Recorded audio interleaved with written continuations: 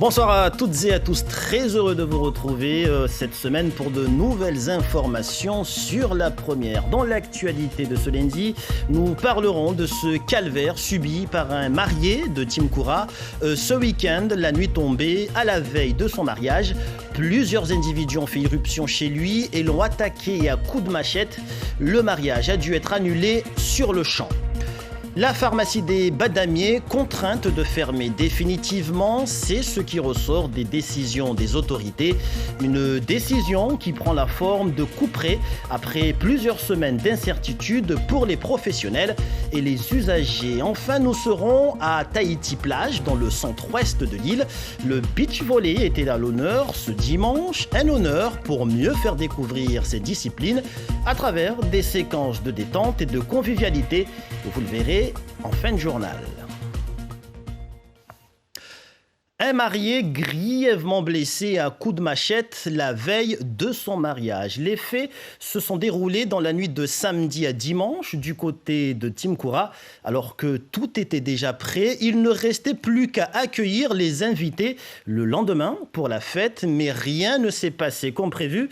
La faute à des voyous qui ont attaqué leur élu à son domicile. Retour sur cette nuit chaotique avec Jaïdi Maolida et Daniel Abdou. Les images témoignent de la violence insoutenable subie par la victime. Vers 3 heures du matin, alors qu'un couple préparait la célébration de leur mariage, un groupe d'individus aurait fait irruption dans leur domicile, semant la terreur et agressant le futur marié. Elhad, beau-frère de la victime, revient sur les événements, malgré la douleur provoquée par cette nuit d'horreur. Les jeunes, quand ils sont rentrés dans la maison, ils ont trouvé mon beau-frère, ils l'ont tabassé par des coups de machette, un couteau, des coups de chaise, des pierres, des coups de poing, des coups de pied. Mon beau-frère, comme j'ai vu, la tête ouverte, le genou défoncé, les côtes, n'en parle même pas. Le visage en sang. Il n'a rien fait, il était juste avec sa femme, en train de préparer leur mariage. Et là, des assassins qui viennent tout gâcher. Elhad était présent lors de cette nuit. Pris à partie à l'extérieur, il avait pu se mettre à l'abri avant que les malfaiteurs ne pénètrent dans la maison. Non mécontents de leurs méfaits, les belligérants ne seront pas partis les mains vides. Ils sont partis avec des téléphones, carte bleue, carte d'identité de ma sœur. Ils sont partis avec les vêtements de mon beau-frère, des chaussures aussi. Tout ça, ils sont partis avec. La famille appelle au calme après cette nuit de violence. Certains des agresseurs auraient été formellement reconnus par les victimes et ils réclament désormais que justice soit faite. On a appelé les gendarmes, tout ça, ils sont intervenus. C'est là qu'ils ont constaté le dégât. Ils ont vu mon beau-frère en sang, les pompiers sont arrivés. C'est là qu'après, ils l'ont emmené à l'hôpital. Et moi, des visages que je reconnais, c'est des jeunes de Timkoura. Ma soeur aussi, elle a vu des criminels de Timkoura. Je vais bien le dire comme ça. Elle a reconnu et j'attends que la justice fasse son travail tout simplement. Une plainte a été déposée à la gendarmerie de Mzouazia par la famille. À l'heure actuelle, aucune interpellation n'a eu lieu. La victime, quant à elle, est toujours hospitalisée au CHM. Son pronostic vital n'est pas engagé. Et on reste dans le sud de l'île. À Bouéni, des agents qui viennent d'entamer une grève ont tenté aujourd'hui de bloquer l'entrée de l'hôtel de ville. Le maire les en a empêchés en forçant l'ouverture de la mairie. Un geste qui a provoqué la colère des grévistes. Ces derniers ont cessé le travail pour demander essentiellement une hausse des salaires. À ce propos, écoutons Chidi Daouda, représentant syndical à la mairie de Bouéni. Il se confie à Daniel Abdou et Jaïdi Maolida. Nous, aujourd'hui, on demande la rétablissement des agents qui soient intégrés définitivement dans le service. Toutes les personnes là, aujourd'hui, ils en ont ras-le-bol de ce qui se passe dans le service. Et le maire de la commune de Bouéni a entamé des discussions avec les représentants syndicaux. Nous aurons sa réaction sur cette grève dans nos éditions de demain. Autre titre de l'actualité, la fermeture de la pharmacie des Badamiers en Petite Terre qui se confirme après le retrait de sa licence en mars dernier. Aujourd'hui, l'officine est sommée d'arrêter toutes ses activités. C'est ce qui ressort des décisions prises par les autorités judiciaires et sanitaires. À l'abattoir Yassira Abdou Salami, Youssouf Aben Matoir. Ils sont contraints à détruire tous les médicaments. C'est officiel, la pharmacie des Badamiers est forcée de fermer ses portes par décision judiciaire. Une décision qui impacte toute une population. Je pense que c'est un réel drame pour toutes les personnes qui habitent aux alentours. Et je ne sais pas si vous connaissez un peu l'abattoir, mais il y a beaucoup de personnes qui habitent aux alentours ici. Et c'est des personnes qui ont besoin de cette pharmacie. Aujourd'hui, vu que personne ne pense à nous, on n'a pas le choix. Hein, on va y aller là où l'ARS veut qu'on aille, quoi. On n'a pas le choix. Si on avait le choix, on allait dire écoutez, machin, mais là on voit que personne ne pense à la population de la zone, quoi. Le personnel est dans l'attente d'une réponse claire de l'ARS. Abdou Salim Yankoub, lui, exerce son job d'été dans cette pharmacie. Il est déçu. J'attends de voir si la situation se stabilise pour pouvoir revenir et essayer d'aider mes collègues. C'est le mieux que je puisse faire parce que j'ai vu que ici c'est bien. Tout a commencé il y a 5 ans lorsqu'un autre pharmacien a voulu s'installer dans la zone. Il a trouvé une faille administrative dans le dossier de la pharmacie des Badamiers. Une faille qui suivra la justice malgré la régularisation du dossier. Pour la gérante de la pharmacie, c'est une incompréhension totale. Notre licence était devenue caduque et qu'il fallait qu'on arrête toute notre activité, c'est-à-dire la délivrance des médicaments. Ils nous demandent également, ils nous ont envoyé une procédure de destruction des médicaments. Et du coup, voilà, notre pharmacie est totalement fermée. L'ARS, dans son rôle administratif, a ordonné l'application des procédures, à savoir la décision de justice et la radiation demandée par l'ordre des pharmaciens. Cette annulation de licence a été confirmée la semaine dernière par l'ordre des pharmaciens, lors de son conseil central de la section E, la section des Outre-mer, demandant la radiation de Madame Gatta. L'ARS est actuellement en train d'instruire 3 dossiers de demande d'ouverture de pharmacie à l'abattoir, parmi lesquels celui de la pharmacie des Badamiers. L'instruction va durer entre 4 et 9 mois. Ce coup de projecteur maintenant de cette Mahoraise qui fait des études à Sciences Po depuis 2018. De retour à Mayotte en vacances, après ces 4 années, Binti Majida Saïd se ressource parmi les siens à Bandélé, où nous l'avons rencontré. Son portrait est signé Hachim Saïd Hachim et Jaïdi Maolida. Après 4 ans loin de sa famille, Binti Majida Saïd revient se détendre à Mayotte. Ça fait du bien de revenir décompresser, voir ses proches et ne pas oublier surtout d'où l'on vient parce que quand même c'est à Mayotte d'où je suis partie, c'est Mayotte qui m'a tout donné et donc c'est important pour moi de venir me ressourcer et me faire du bien chez moi avec mes proches tout simplement. Baignée dans la sphère politique dès son enfance, elle éprouve une profonde admiration envers son oncle Abdoulatif Ouali, dernier député de l'ère circonscription législative unique, décédé en juin 2020. Un énorme coup pour moi parce que ça a été l'un de mes mentors, on va dire, qui m'a poussé à faire cette voie-là. Après un baccalauréat avec mention en poche et un concours d'entrée en prépa à Sciences Po Paris réussi, elle part à tort avec un plein d'excès de confiance. Lorsque je suis arrivée à Sciences Po pour la première fois, ça a été pour moi un choc culturel déjà. Et on arrive face à des enfants de ministres qui ont un niveau tellement nettement supérieur, on ne va pas se mentir. Et c'est à ce moment-là que tu te rends compte que ton niveau d'où tu es parti, il faut encore plus l'augmenter pour être vraiment dans l'excellence, car malheureusement, Sciences Po n'accepte pas plus d'un redoublement. Des moments de doute surmontés par la détermination.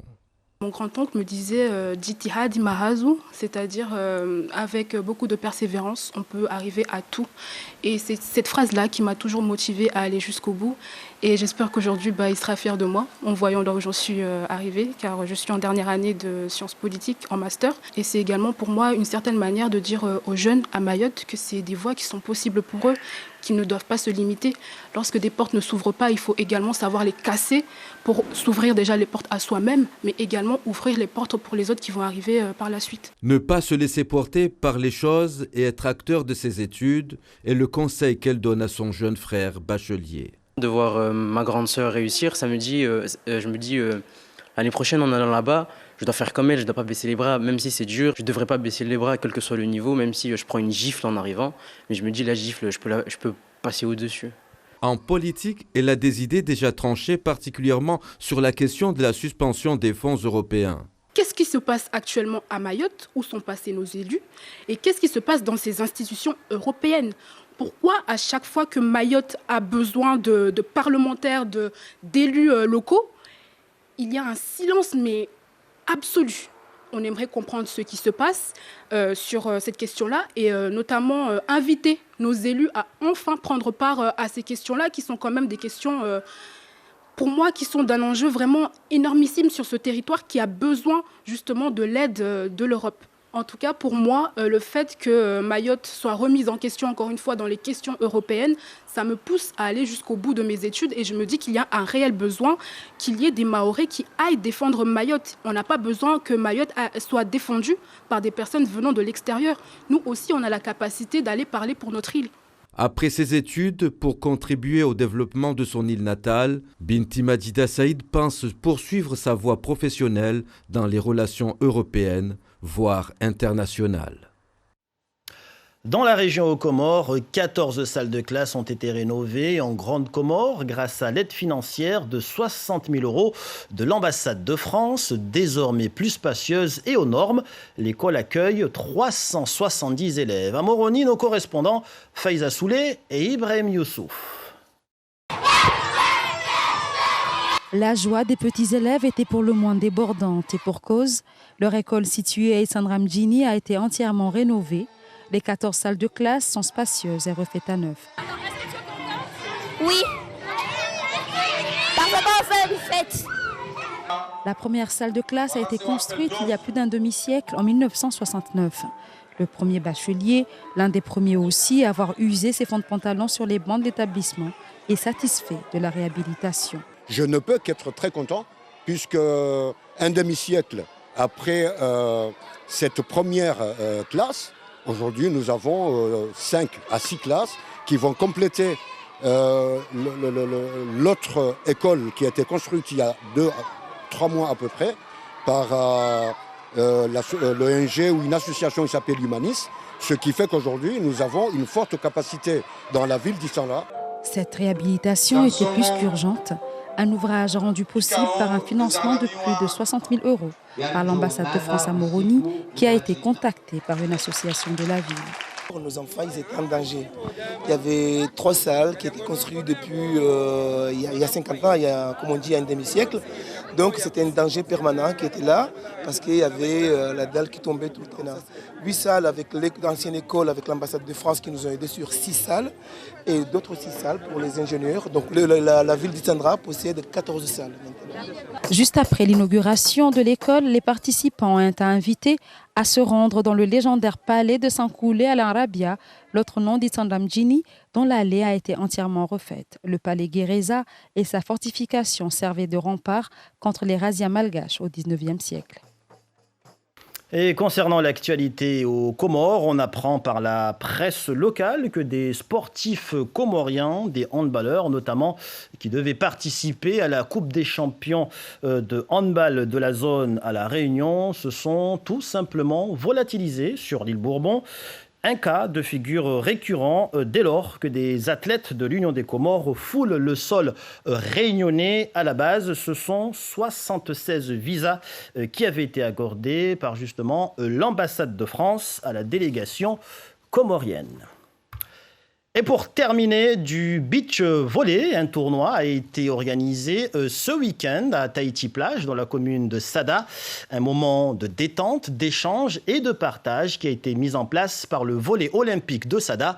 Objectif, promouvoir ce sport peu pratiqué sur l'île, mais aussi réunir les fonds nécessaires pour financer de nouveaux équipements. Sur place, Marissa Bina et Daniel Abdou. Entre service et ce match, plusieurs générations s'affrontent par équipe de 2 ou de 3. Depuis ce matin, au début, on a un peu eu du mal par rapport au temps. Du coup, on a débuté assez tardivement, mais pour l'instant, tout se passe comme c'était prévu de base.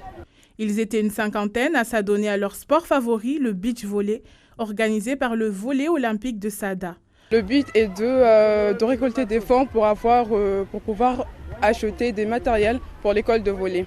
Pour récolter les fonds, tout d'abord, chaque équipe donne une cotisation de 10 € par participant. Ensuite, nous avons fait des petits gâteaux et crêpes avant des jus aussi. Peu pratiqué sur notre territoire, le beach volley a toute sa place à Mayotte selon Marie Yankoub et doit être mis en valeur par différents moyens. À la fin de l'année scolaire, il n'y a plus de compétition. L'objectif, c'est qu'à la fin de la compétition de salle, mettre un championnat de beach volley pour pouvoir continuer à pratiquer le sport. Travailler avec la Ligue mahoraise pour pouvoir faire une compétition de beach volley à la fin de la saison. Cette activité se déroulera durant toute la période de vacances à Mayotte et le club espère atteindre son but et pérenniser cette discipline sportive. Et voilà qui met un terme à cette édition. Merci de nous avoir suivis. Avant de nous quitter, ce carnet rose, toutes nos félicitations à notre collègue Yasmine Jaffar qui vient de mettre au monde il y a quelques jours un tout joli petit garçon qui se porte bien, tout comme sa maman, ainsi que son papa. Nous dit-on encore nos félicitations Yasmine. Allez, on se retrouve juste après la météo pour le journal à Maoré. Passez une très belle soirée avec nos programmes et à tout à l'heure.